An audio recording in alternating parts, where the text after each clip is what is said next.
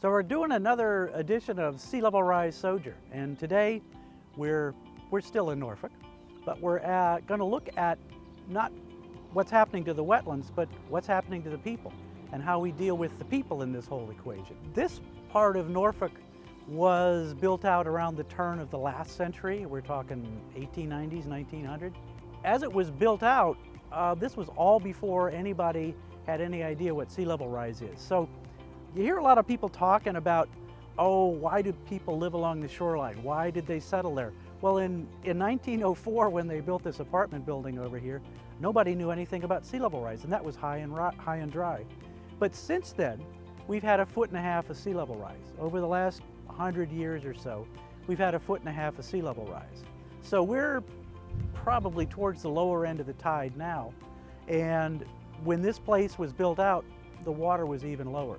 Today it's higher and higher, and it tops those bulkheads frequently. So 100 years ago or so, before that seawall was there, before all these buildings were here, this was a big tidal marsh. And there was a creek that ran up that way.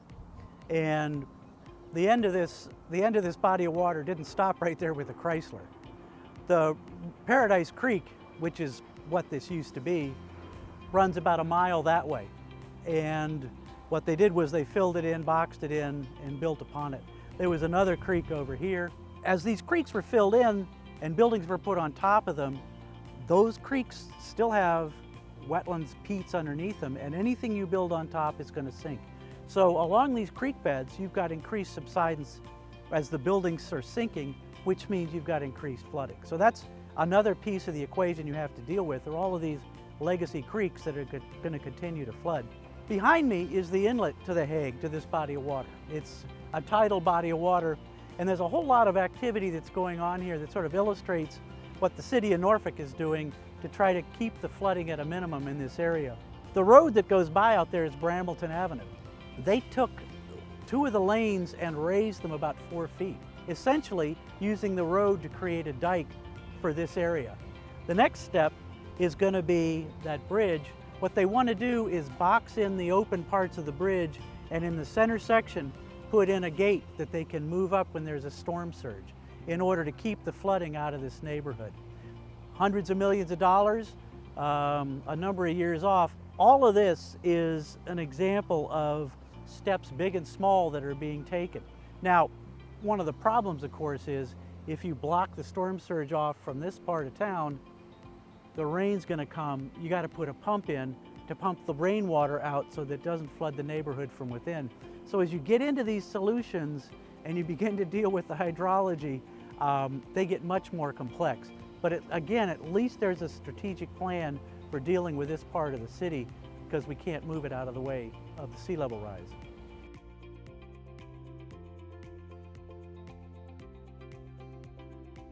So we're at the end of the body of water they call the Hague. We're standing in the channel of what used to be Paradise Creek that again ran that way about a mile.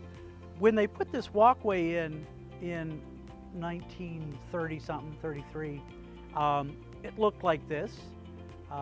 It was high and dry. The problem is we're at low tide, and you can see the mark over here on the wall.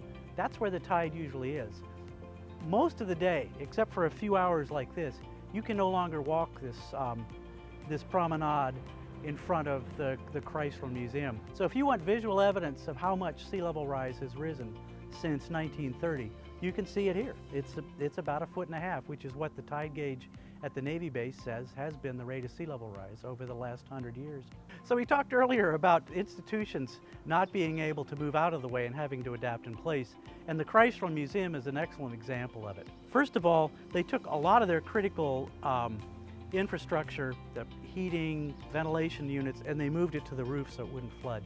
They removed all of the storage on the first floor and lower, and they've also put in place, see these white stanchions here? Those are door dams, and they can slip flood-proof panels into those stanchions when the water is starting to threaten the building. What I want to show you here is this intersection floods all the time. The water comes up out of the storm drains, which flow the wrong way when we got high water. And so this area floods a lot, and it has been pretty barren in the past. but as another example of the kind of adaptation that's taking place.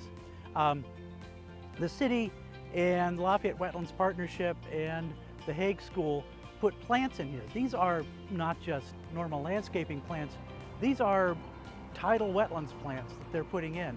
So basically, they're rebuilding the tidal ecosystem.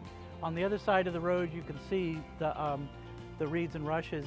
And so, you know, this is an example of where, okay, it wants to be a wetland, it wants to be wet all the time, let's put the right plants here, and let's adapt to the sea level rise that we're seeing. Forward, as we look at how to rebuild this whole region to adapt to sea level rise, one of the ideas is filling in this body of water and returning it to a wetland, basically making it a large wetlands complex and sort of restoring nature to this whole built-out area of Norfolk.